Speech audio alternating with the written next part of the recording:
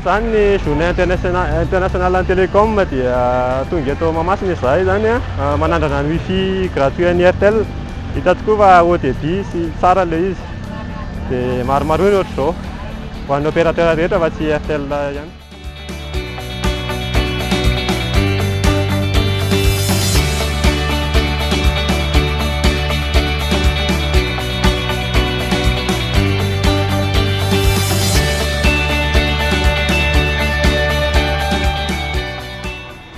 Eto Mahamasina zao eto amin'ny zaridaina tena misaotra ny ministère ny télécommunication satria misy zao ny wifi eto dia mba afaka miasa kely satria ny serasera moa amin'izao fa hitantsika fa mandeha amin'ny internet daholo ny zavatra rehetra.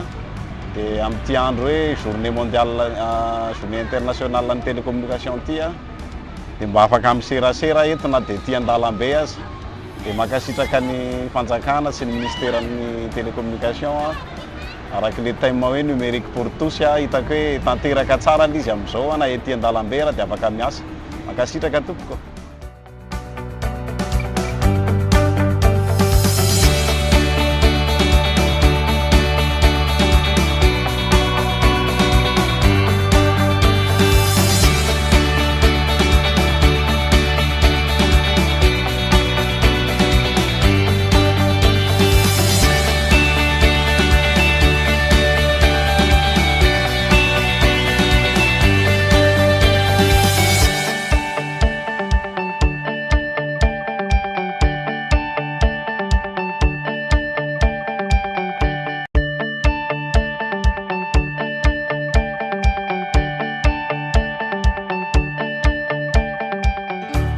Milay aloha le connexion gratuit, milay le connexion wifi gratuit mihitsy milay be mihitsy.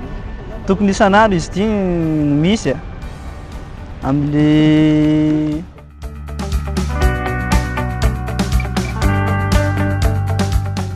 tena mahafinaritra be le connexion wifi ka tokony mba hisy ohatr'izao foana isan'andro.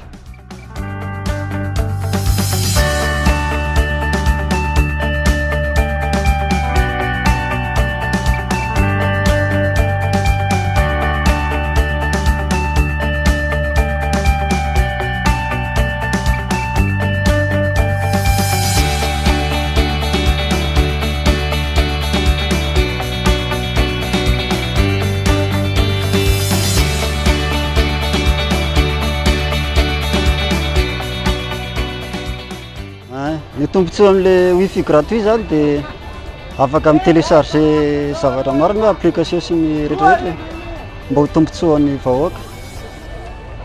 Dia raha hoe raha mifaniriako zany dia mba isan-kerinandro mba ataon'ny fanjakana ohatr'izao foana ilay izy dia mahafinaritra. Mahafinaritra ho an'ny vahoaka zany fa be dia be mantsy le serasera amin'ny resaka Facebook, ny internet, ny resaka teknôlôjia zany efa tena mivoatra be mihitsy amin'izao dia zay mahatsara le gratuit ohatr'izao eto ministère ny poste sy ny ireo mpiara-miasa aminy.